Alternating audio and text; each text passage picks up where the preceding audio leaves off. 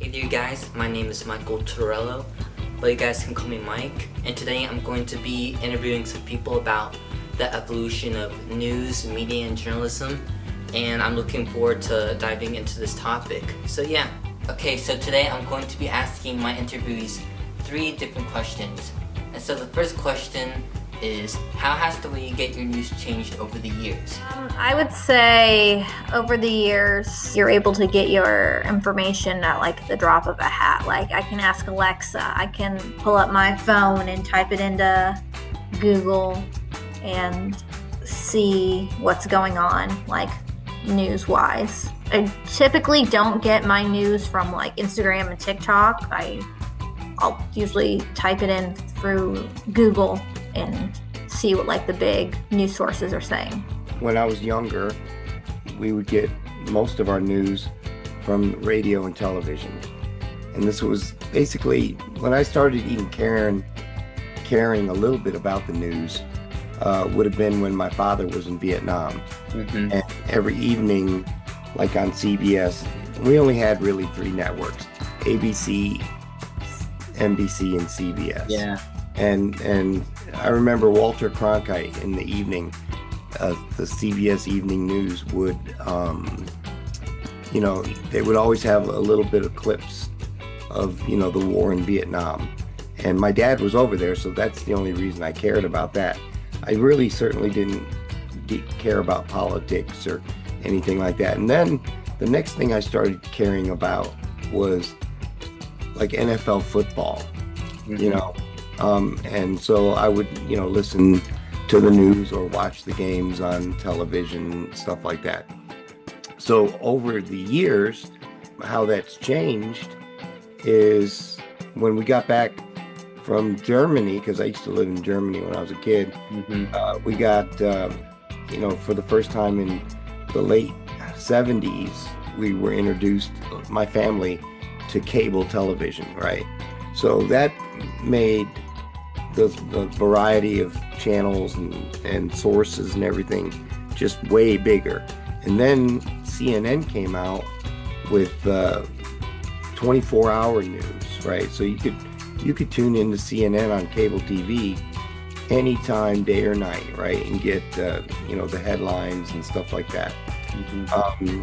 And so that was with cable TV, and we all thought that was just amazing because there was just so much information. Now we're talking in now the 80s and the 90s and stuff like that. Well, in the mid 90s is basically when people like myself started getting internet. So the internet, basically is like cable on steroids. There's so much information. And, so nowadays I get probably most of my news from the internet or a streaming source. I don't even have cable TV. I do have an antenna, so I can watch broadcast TV, right? So broadcast meaning it's in the air, like a radio in your car. So I do have broadcast. Some of it's news, some of it's just entertainment, But as far as information and news, I'm getting most of it from different sources on the internet. But that brings up a whole different issue as far as like trying to figure out what's legit and what's not. I think the way it has changed over the years for me is the fact that when I first started actually realizing there was, news to learn, it was through the television. And I was younger, obviously. I was born in the 90s.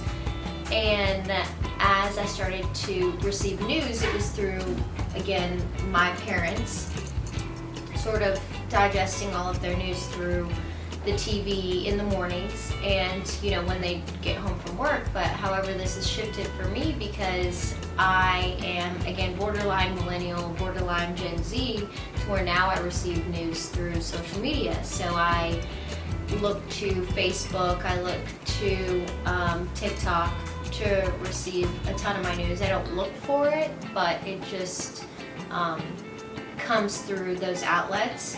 I try not to look too much at the news because sometimes, you know, there's just a ton of information that sometimes it's hard to get away from. But in modern day times, I do receive it through social media more so than turning on the television like my parents once did.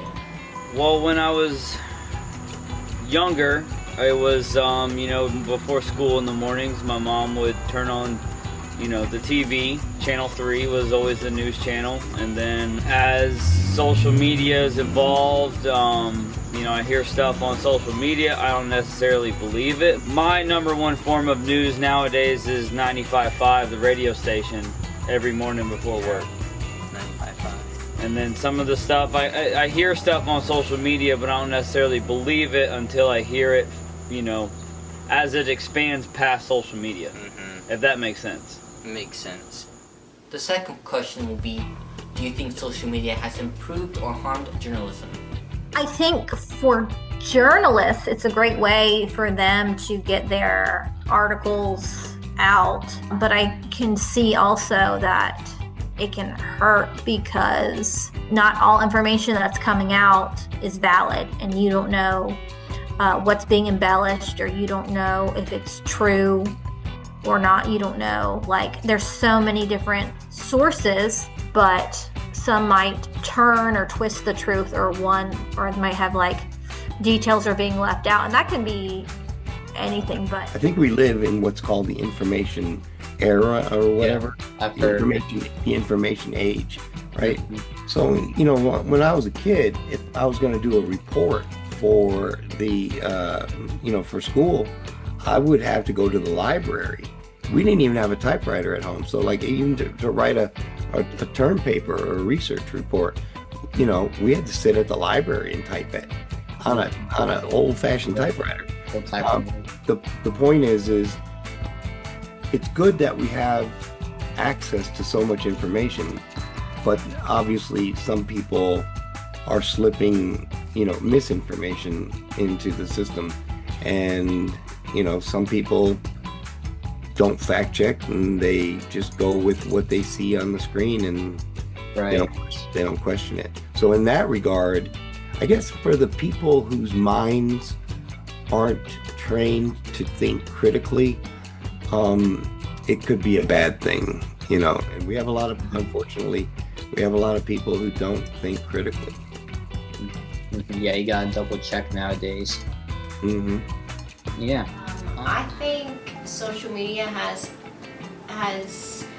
improved journalism in a sense that now we have boots on the ground journalism. So we have people that are, you know, that aren't your typical journalists out and about, giving us news when we don't expect them to. They just come ready and prepared through TikTok and social media, and they are our new journalists in a sense. So I think it's only improved how we receive our news in journalists and journalism.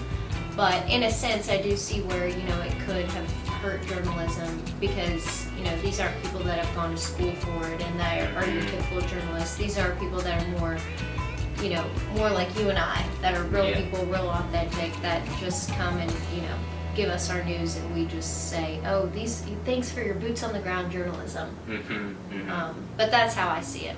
Gotcha. You know, and I don't believe everything I see or everything I hear, but I guess when the whole world or the whole nation's talking about it and everyone knows about it, then I guess I start to believe it.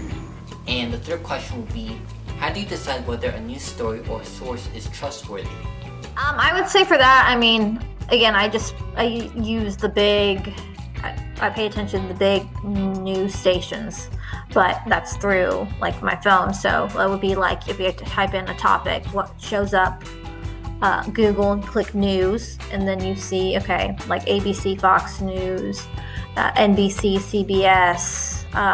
Typically, I stay away from like the Daily 5 or anything that I know is like trashy. Like I won't like pay attention to, but not even Daily 5. I think it's called the Daily Mail.